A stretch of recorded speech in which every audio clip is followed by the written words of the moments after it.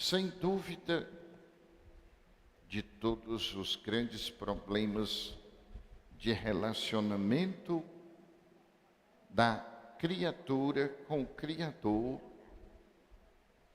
do ser humano pecador que precisa de um Salvador, é sem dúvida fechar os ouvidos à voz de Deus.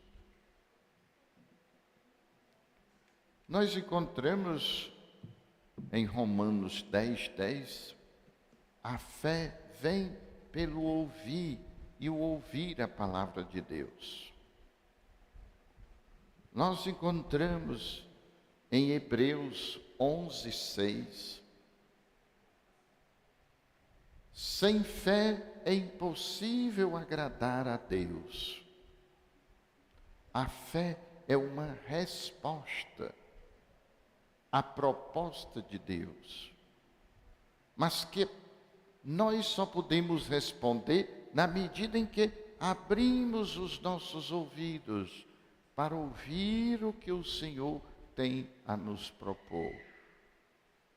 Por isso é que o Salmo 94 diz: hoje não fecheis os vossos corações como vossos antepassados em Meriba. Hoje ouvi a voz do Senhor. Nós podemos ouvir a voz do Senhor na criação. Nós podemos ouvir a voz do Senhor na palavra de Deus. Nós podemos ouvir a voz do Senhor na nossa história pessoal, nos relacionamentos que estabelecemos, seja em primeiro lugar conosco, depois com os outros, com o próprio Deus. Mas isso não pode acontecer se estamos fechados, se o nosso coração não se abre para ouvir a voz do Senhor. E aí nós temos a leitura que fizemos da carta de São Paulo a Timóteo, em que o apóstolo recomenda: reaviva o dom que recebeste pela imposição das minhas mãos.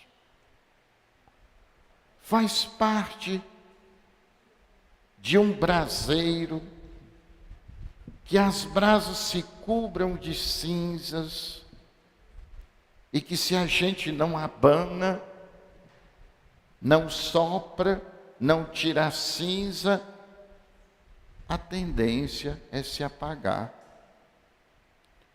Faz parte da nossa vida e nos acomodando, pouco a pouco, e sem perceber, nos tornamos brasas apagadas, viramos carvão. É por isso que é tão importante a participação na Santa Missa.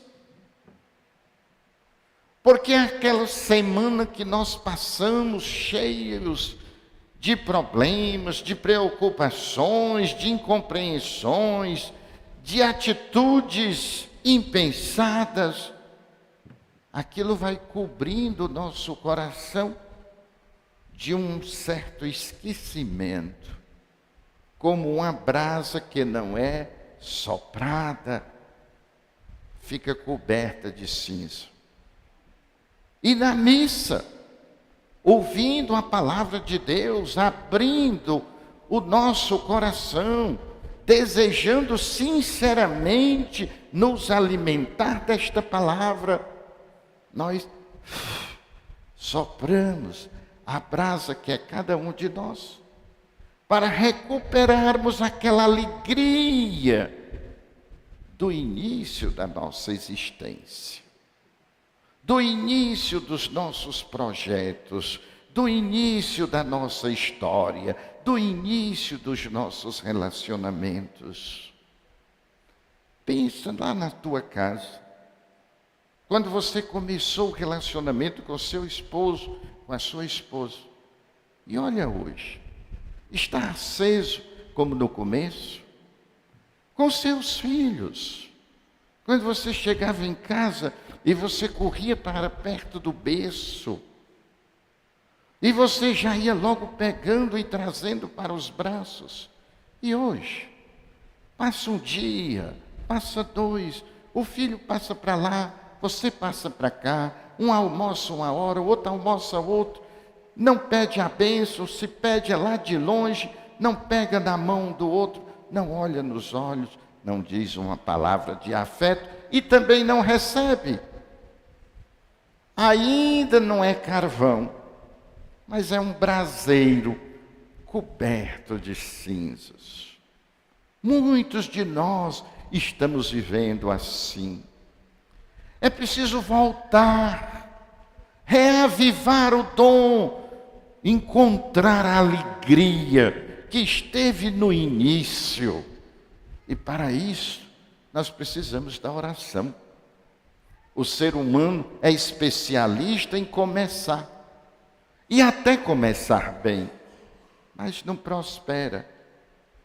Quantos sonhos você nem lembra que os teve? Quantos projetos você engajou-se, encantou-se, começou e depois desistiu? Parece que nunca fizeram parte de sua vida. Para que nós sejamos fiéis a nós mesmos, nós precisamos da grata ação do Espírito Santo sobre nós. Para uma mãe amar o seu filho, quando ele nasce, não precisa tanto da graça do Espírito Santo. O instinto se encarrega, os seios jorram leite sem que a mãe faça nada. O corpo todo quer se encontrar com a criança. Mas a criança quer imediatamente fuçar o seio da mãe. É uma das 4 coisas que uma criança nasce sabendo fazer: chorar, xixi, cocô e chupar. Nenhum sabe outra coisa mais do que isso. A criança mal se mexe, nem abre os olhos, mas ela fuça procurando o seio da mãe, e em todas as línguas a palavra mãe é sempre um som nasal de mamá, mamãe. É este movimento da boca que chupa o seio materno. Mas com o tempo, a mãe vai perdendo o amor. E mais ainda os filhos. Se o Espírito Santo não vier, pouco a pouco um esquece um do outro. Aquele amor tão forte, aquele amor tão intenso, ele se apaga. Porque o homem começa, mas só o Espírito Santo dá garantia de continuidade. E é por isso que nós precisamos do Espírito Santo. É Ele que renova a face da terra, e a face da terra é a humanidade. Sou eu, é você.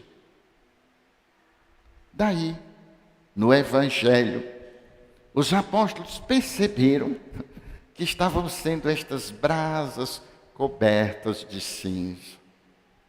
Aquele entusiasmo, quando começaram a seguir Jesus, estava assim, diminuindo. Muitos já tinham ido embora, chegaram mesmo a dizer para Jesus: Senhor, as tuas palavras são muito duras, não seria melhor a gente dizer mais assim, politicamente correto?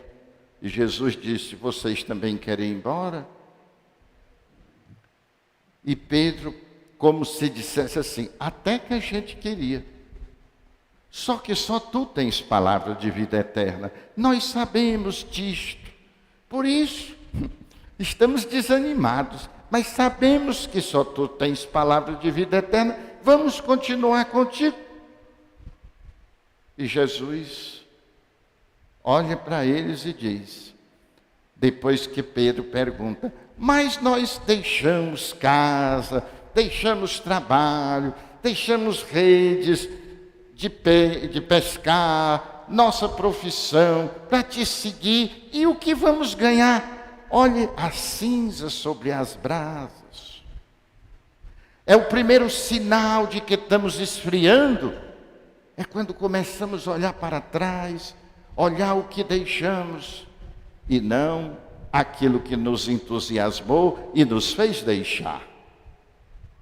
Quando nós deixamos algo, nós nem pensamos, estamos tão entusiasmados com aquilo que está à nossa frente, que nós vamos. Mas quando as cinzas começam a cobrir as brasas do nosso coração, a gente começa a fazer uma balança.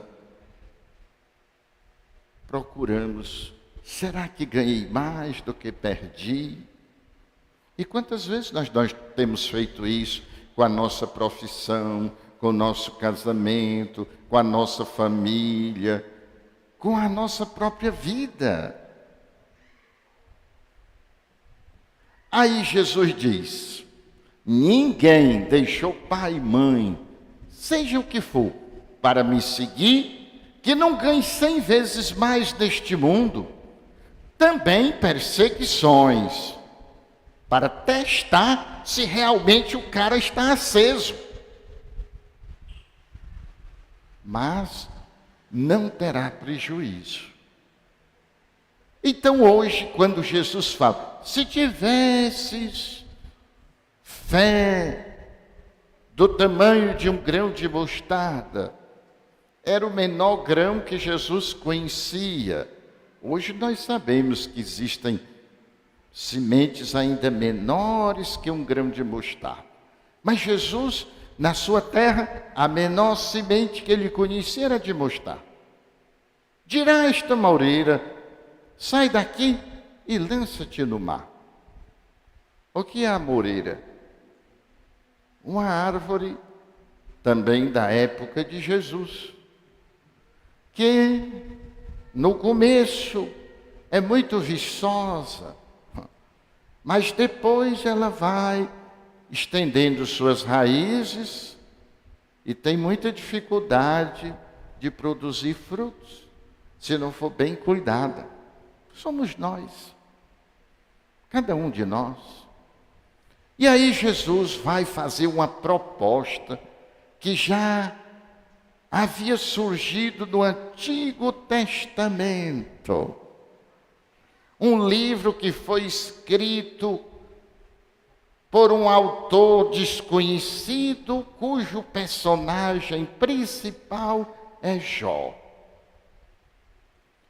E o livro de Jó faz uma pergunta que só eu, só você pode responder, e não com palavras, mas com a própria vida. É possível acreditar sem esperar nada de Deus? É possível ser fiel a Deus sem estar exigindo nada de Deus? Esta era a dúvida. Que Deus acha que sim e que o diabo acha que não. E por isso há uma aposta feita em mim e em você, em que Deus diz, esse aqui poderá me amar gratuitamente, esse poderá me amar, ou esta, por pura gratidão, porque de tudo mais que ele poderia receber, ou ela, eu dei, que é a vida. Jesus mesmo perguntou, o que o homem daria em troca de sua vida? O que nós podemos ganhar mais do que a vida?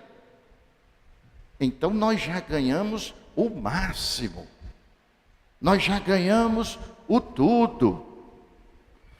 E quando morrermos, Deus ainda nos dá novamente a vida.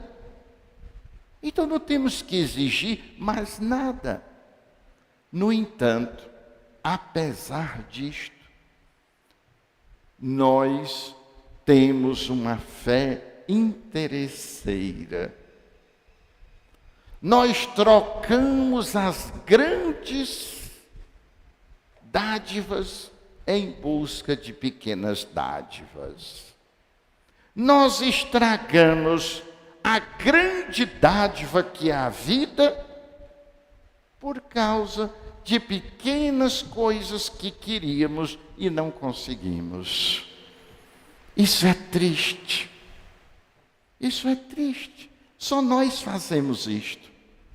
Só nós estragamos a maior dádiva, a maior riqueza, o maior dom, por pequenos dons que nós não conseguimos.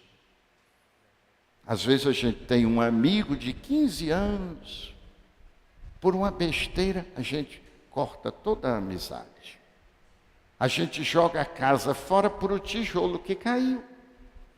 Às vezes tem um relacionamento difícil em casa, mas a gente deixa e vai arrumar outro ou outra, que vai começar tudo de novo e terminar do mesmo jeito se a gente não tiver mudado.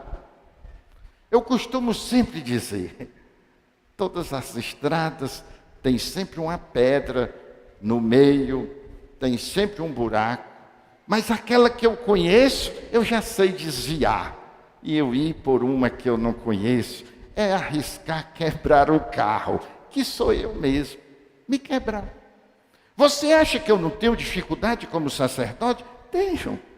Mas no próximo dia 10 estarei fazendo, com a graça de Deus, 35 anos.